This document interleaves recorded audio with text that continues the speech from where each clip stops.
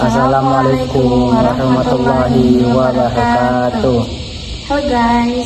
Halo guys. Jumpa lagi bersama kami di sini. Kami akan membuat video wawancara tentang bimbel bahasa Inggris. Di sini kami ada kehadiran tamu kami yang kami undang guys. Oke Bang, boleh perkenalkan dirinya Bang? Oke. Sebelumnya perkenalkan, nama saya Yongki Ramadan Putra. Saya angkatan 20 dari program studi Tadris Bahasa Inggris IAIN Curug. Jadi di sini saya diundang sebagai narasumber untuk ini ya wawancara. Bahasa Inggris. Oke. Kami juga kenalan ya Bang. Dari Romi dulu aja. Nah, saya Romi Pradana dari untuk sebagai peserta wawancaranya. Kenalkan, nama saya Karina Fendi sebagai peserta wawancara juga. Dan saya Rizka Zawati juga sebagai peserta wawancara di Prodi PGS. Ya. Langsung saja ya Bang ke pembahasan kita. Pembahasan kami kan mau membahas tentang bimbel bahasa Inggris. Kami memilih Abang karena kami kayak tahu Abang ada basic tentang bahasa Inggrisnya. Nah, sebelumnya Abang pernah buka bimbel bahasa Inggris kan? Untuk bimbel belum, tapi pernah dulu ngajarnya langsung di PBI, ada pengalaman ngajar. Mengajar bahasa Inggris secara langsung. Oke, berarti Abang ada pengalaman untuk ngasih tahu nih kami untuk cara mengajar bahasa Inggris tuh tips-tipsnya buat entrepreneurship-nya, konsumen dan tahapan-tahapan tentang bahasa Inggris itu ya Bang. Langsung aja ya. Oke, di pertanyaan pertama itu kami mau nanya bagaimana Abang dalam menganalisis pasar pengembangan bahasa Inggris dalam pembelajarannya. Analisis pasar. Analisis pasar. Bagaimana menganalisisnya? Untuk bahasa Inggris ya. Kalau analisis pasar kan otomatis tentang kesuksesan bimbelnya. Iya betul Bang. Betul. Kebetulan kan saya tergabung juga di komunitas namanya Lingovers. Nah, itu dari luar dan fungsinya itu untuk memberdayakan anak-anak muda terutama dalam bidang bahasa Inggris. Lingovers. Ini kebetulan pakai bajunya. Kebetulan ya. Ini mantul. Gini ya. Oke, kawan-kawan. Nah, jadi di Lingovers itu ada beberapa pengalaman juga kan ini bergerak di bidang bahasa Inggris dan memang ada beberapa anggota kami itu yang memang dari bimbel. Sempat dulu pernah cerita kalau ketika analisis pasarnya itu mereka tuh perlu pertimbangin dua hal. Itu yang pertama itu kemauan orang untuk belajar bahasa Inggris. Yang kedua itu seberapa banyak orang di tempat itu. Kemauan orang sama seberapa banyak orang. Oke. Jadi kalau di analisis itu sebenarnya tidak perlu terlalu rumit. Yang penting tahu berapa banyak orang yang kemungkinan bisa kita jadikan sumber untuk masuk ke bimbel. Dan juga harus tahu seberapa besar kemauan orang. Otomatis kalau misalnya pengen tahu secara konkret langsung bisa pakai mirip Google Form yang sebar tuh simple atau mulut ke mulut tanya-tanya ke ketua bagiannya. Sesimpel itu sih Kak. Tapi menurut Abang daerah yang cocok untuk kemauan orang seberapa orang banyak itu di mana Bang? Apa di SD, SMP, SMA tentang bahasa Inggris? Tentang minatnya Bang. Minat yang paling besar sebenarnya malah ini bukan SD, SMP, SMA, tapi dari jenjang anak SMA anak ke kuliah sama anak kuliah anak S2. Ternyata emang lebih banyak itu. Kenapa itu Bang? Satu ada CPNS. Yang kedua ada tes beasiswa. Yang ketiga ada tes untuk naik jabatan dan masuk kerja segala macam. Itu semuanya perlu bahasa Inggris. Untuk tes bahasa Inggris kan diatur namanya TOEFL, di kampus mana ada kan? Test of English. Jadi tes itu kan ada nilainya dari 1 sampai 600 berapa itu. Jadi untuk supaya bisa orang naik jabatan, masuk beasiswa, terpilih beasiswa, TOEFL itu harus pakai TOEFL. Jadi itu sesuai dengan minat masing-masing ya Bang? Dan kepentingan masing-masing. Lanjut ya Bang. Yang kedua kita ke pertanyaan manfaat dari analisis pasar itu. Menurut Abang, bagaimana manfaat analisis pasar dapat membantu mengidentifikasi peluang usaha dalam bidang bimbingan belajar bahasa Inggris. Manfaat untuk mengidentifikasi. Iya, manfaatnya Oke. membantu mengidentifikasi. Yang pertama tadi kan analisisnya kan ada dua tuh. Ada yang masalah kemauan orang untuk masuk ke bimbel kita itu, Iya Pak. sama satunya kan seberapa banyak orang. Jadi kalau misal kita udah tahu dua hal itu, kita bisa minimal tarik kesimpulan kecil. Kalau orangnya banyak yang mau, otomatis bimbel kita kemungkinan besar bisa sukses. Kalau misal orangnya sedikit dan orangnya banyak yang nggak mau, kemungkinan bimbel kita di situ bakalan nggak terlalu sukses atau nggak sesuai ekspektasi yang di awal. Jadi otomatis dari situ kita bisa ambil strategi. Apakah mau ngajar, kan ada jenjang tuh, ada SD, ada SMP tadi, ada yang anak kuliah, ada yang anak mau naik jabatan segala macam. Dari situ kita bisa sesuaiin sebenarnya. Yang mana yang cocok untuk kita buka bimbel? Mungkin yang SD dikit, tapi yang SMP banyak. Tapi kalau misal kita buka bimbel, Bang, kita buka bimbel untuk semuanya, semua jenjang, boleh nggak kayak gitu? Boleh, tapi bebannya bakalan ada di sumber daya manusia. Ngajar banyak-banyak kan beda tingkat tuh. Iya. Otomatis kalau misalnya pengajarnya itu masih level biasa belum advance, insya Allah SD, SMP, SMA tercover. Cuman begitu udah di atas SMA itu harus skillnya itu harus tinggi. Jadi otomatis satu orang itu nggak mungkin sanggup untuk ngajar. Berarti biar bimbel itu tuh bisa berjalan dengan baik, berarti kita tempatkan untuk satu jenjang baik seperti itu. Bagusnya satu jenjang supaya satu untuk branding Ya, jenjang satu. atau buat cabang-cabangnya bisa per level pun bisa. Pakai level dia mainnya, bukan jenjang SD SMP. Kadang ada yang SD yang udah levelnya tinggi, ada yang SMP yang masih levelnya SD kan. Iya benar. Menyesuaikan ya. Menyesuaikan pakai level ya. Jadi tadi manfaatnya gimana? Manfaatnya itu supaya kita bisa minimal dapat strategi Dapat strategi. strategi untuk menyesuaikan bimbel ke depannya itu. Targetnya ini, Oh targetnya. benar.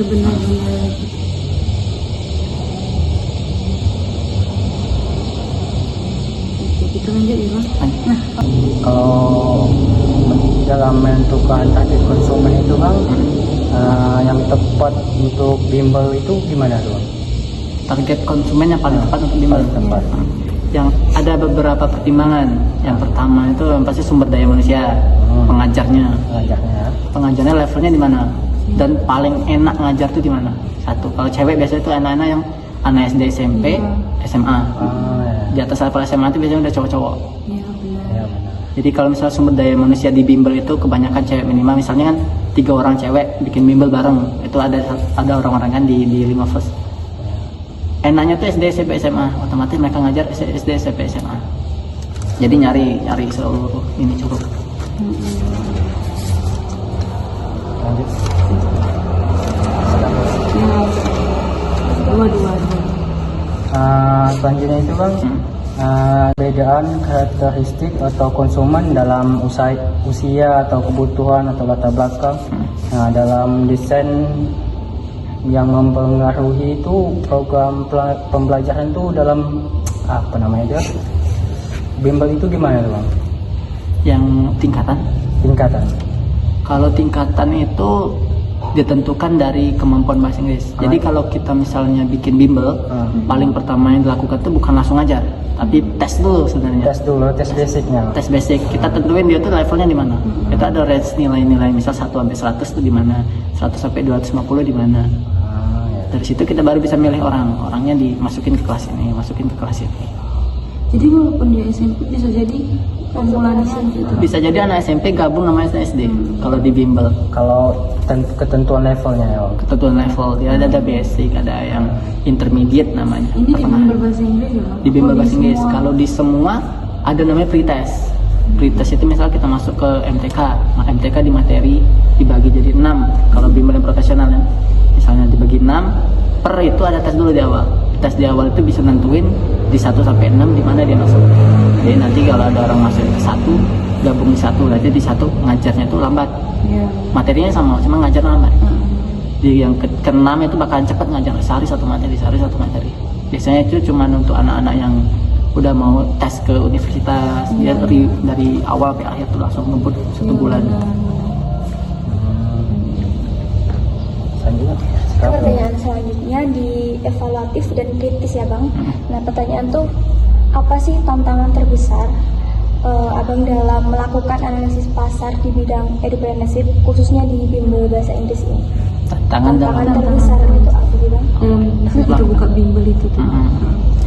Kalau secara umum pasti modal dan sumber daya manusia itu umum.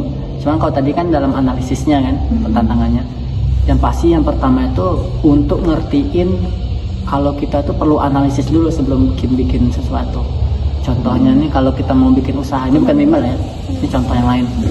Kalau kita mau bikin misalnya jual somai, misal minimal ini cuma penjelasan kecil. Bikin somai itu bukan langsung kita bikin satu panci full langsung jualan, tapi kita bikin kecil dulu, minta tanggapan orang. Kalau udah bagus langsung jual, kalau belum tingkatin dulu baru jual satu panci besar kan. Buat sedikit dulu. Dan kalau dalam bimbel itu kita itu yang pertama itu sebenarnya jangan langsung buka bimbel, tapi ngajar dulu teman-teman sebaya atau teman-teman yang mau datang ke rumah dulu kecil-kecilan, jangan langsung branding. Kalau di situ udah ketahuan, minimal dapat pengalaman. Ini repot ngajarnya, ini nggak repot ngajarnya, materi ini nggak mungkin, materi ini harus diajar. Dari situ baru kita bisa mulai analisis yang tadi, yang dapat orang maunya berapa orang, berapa banyak orang yang bisa kemungkinan kita cover. Dari situ baru kita bisa ngajak kawan-kawan bikin bimbel. Tantangan paling besarnya itu cuman untuk ngerti kalau kita tuh jangan langsung mulai sebenarnya, untuk strategi dulu baru mulai. Tantangan terbesar di situ sebenarnya. Berarti selain modal tuh branding juga perlu ya. Terus Misalkan kita sudah membuat bimbel, kita sudah memiliki murid-murid untuk yang diajar itu kan, yang ikut bimbel kita itu kan. Nah, bagaimana cara kita, misalkan bimbel kita itu kan maju kan ya. Nah, bagaimana cara bimbel kita itu agar setara dengan bimbel yang lagi ngehits gitu loh, agar mengikuti zaman mengikuti zaman itu, agar bimbel itu tidak tertinggal, mampu bersaing bersaing zaman ini ya Bang. Kalau masalah mampu bersaing kan udah masuk ke bisnis tuh. Yang pertama yang pasti kita harus tahu dulu siapa yang mau kita saingin. Misalnya bimbel A namanya, bimbel A udah sukses, kita mau selevel sama bimbel A. Nantinya itu yang pasti kita pelajarin dulu bimbel A ini berapa orang yang bisa diajar, berapa orang yang ngajar, dan tingkat apa orang yang ngajar itu. Nanti dari situ kita bisa mulai nyari orang-orang yang setingkat. Minimal kalau di sini 10 guru di bimbel A, kita harus 10 guru juga di bimbel B. Begitu udah ini dapat sumber daya yang setara, baru kita pelajarin ini bimbel A ini pakai iklan nggak? Ini bimbel A ini pakai strategi kenalan sama guru di sekolah, atau masuk apa namanya tuh belusuan ke sekolah-sekolah kecil di mana tuh ya, kenal-kenalan masyarakat, iklan segala macam. Mungkin ada misalnya ini strategi, ada salah satu orang nih kenalan di sana, dia bikin bimbel tapi bukan bayarnya bulanan. Siapapun yang mau ikut bimbel 30.000 sehari. Yang tidak mau ya sudah. Jadi dia menjebari materi beda-beda per hari. Jadi orang masuk tuh kalau mau tertarik, kalau tidak tertarik besoknya langsung keluar. Target pasaran dia siapa itu? Target pasaran dia umum. Tapi yang tingkatnya apa aja? Tingkatnya tuh dari tadi kalau bahasanya kan ada level tuh, ada level beginner, ada intermediate, ada advance, 3 itu. Level bawah, level tengah, level atas bahasanya. Dia tuh di level pertengahan. Materinya naik pertengahan tuh. Kalau di bahasa Inggris kan kita lebih gampang, ada 4 jalur ngomong, jalur nulis, jalur pendengaran, sama jalur ini baca. Tes TOEFL loh. Iya. Tapi kan materinya beda-beda. Ada mulai baca apa. Maksud jalur itu tuh gimana Bang? Untuk belajarnya per jalur seperti itu. Jadi kalau misalnya di bimbel tuh ada materi nulis itu ada beberapa level. Jadi misalnya besoknya materinya materi listening, mendengarkan. Jadi di situ berapa level juga. Pertama kita dengerin orang yang ngomongnya lambat. Terus besoknya kita dengerin orang yang ngomongnya cepat, beda materi. Dari situ dimulai. Grammar tuh cuma sampingan sebenarnya. Lebih ke itu ya Bang. Ngomong speaking satu jalur itu. Jadi ada materi speaking, pertama ngomong, kenalan. Bukan, pertanyaan saya itu yang pertanyaan lagi baru ya. Nah, jadi kalau kita mau bisa bahasa Inggris tuh Bang, intinya kita harus paham grammar, atau kita nggak apa-apa tahu kosakata aja, nggak perlu grammar.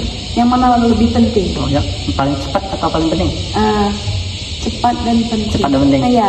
Kalau cepat dan penting itu ada satu ini udah terbukti sebenarnya, bukan cuma teori lagi. Kalau umum belum tahu, kalau anak bahasa Inggris tahu. Semakin kita dengerin bahasa Inggris, semakin kita kenal dengan bahasa Inggris, itu pasti bahasa Inggrisnya masuk. Jadi bukan belajar grammar sampai tahu struktur segala macam. Itu pasti lambat. Pasti lambat masanya. Udah kenal gitu ya. Udah kenal terus tiap hari. Minimal kalau paling contoh paling ini lagu bahasa Inggris, ada yang tahu? Iya. Itu sampai 100 kata, 1 lirik full kadang orang hafal. Iya benar. Padahal kalau dilihat di kertas ada perkenalan di buku tuh orang bingung malah. Padahal dia dilirik begitu kenal sampai hafal di otak. Iya, betul. Padahal sampai tahu kosa-kosa kata dari dengar. Kadang kita buka TikTok scrolling, ada bahasa Inggris yang keluar di layar terus ada subtitlenya masuk ke otak. Iya. Padahal tidak belajar. Sama sekali tidak niat belajar tapi masuk ya kosa-katanya. Ya, jujur kami pribadi lebih masuk ke itu. Masuk Bang. kan? Emang seluruh Malaysia sebenarnya. Jadi kalau dulu kan ada amati tiru modifikasi, itu sebenarnya sudah dibelajar pun bahasa Inggris juga itu. Jadi kalau di bimbel, emang kebanyakan seluruh orang di bimbel harus minimal HP disetting ke bahasa Inggris. Supaya minimal pengaturan tuh udah tahu berapa sih ini, ini supaya brightness kecerahan gitu. Minimal masuk dikit-dikit. Kalau di kita sih tiap hari tuh sebenarnya bisa belajar bahasa Inggris selama HP kita setel dengan bahasa Inggris. Minimal TikTok kalau ada yang bahasa Inggris sedikit di like, nanti scroll yang lain bahasa Inggris sedikit di like, nanti semakin lama kan bahasa Inggris banyak tuh. Betul. Tidak sadar kita bisa bahasa Inggris. Bisa. Paling cepat itu sebenarnya. Tapi berarti dari abang pribadi mempermudah abang bahasa Inggris tuh dari itu lah bang? Dulu soalnya dulu kan tertariknya sama elektronik dong.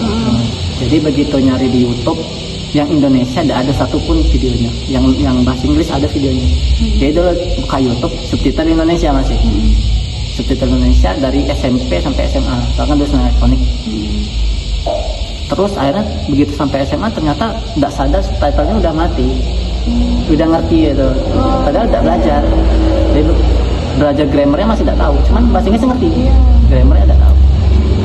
Jadi dari situ.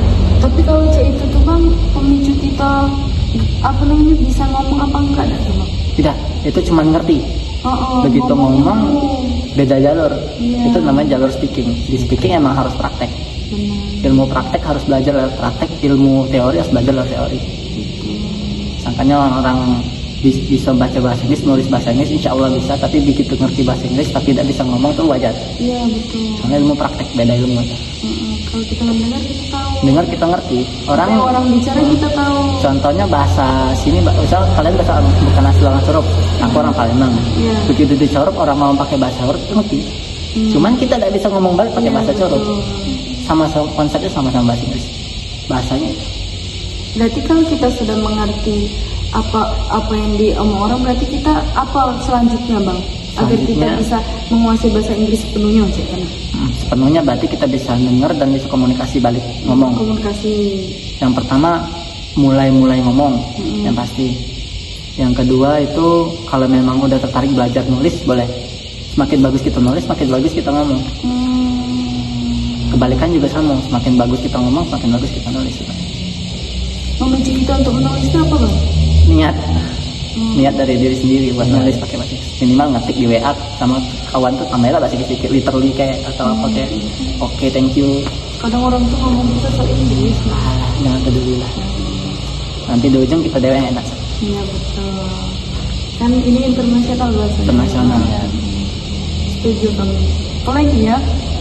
Lalu aja pribadi pertanyaan bang. Yang berkaitan sama konteks aja. Kan podcast. Iya. Melenceng enggak? Iya kan ya. Enggak ada apa-apa. Oke guys, jadi wawancara kita Pada hari ini. cukup sampai di sini ya. Sebelumnya kami mengucapkan terima kasih Ya, banyak sebelumnya Bang. kami mengucapkan terima kasih ke abang yang Kontribusi sama Ya. kami yang sudah mau diwawancarai dengan senang hati dan ilmunya juga bermanfaat insya Allah. Amin. Semoga kamu bisa mengamalkannya ilmunya. Dah. Sekian. Terima kasih. Assalamualaikum warahmatullahi wabarakatuh. Dah. Dadah bang. Iya. Sikat gitu. Dadah.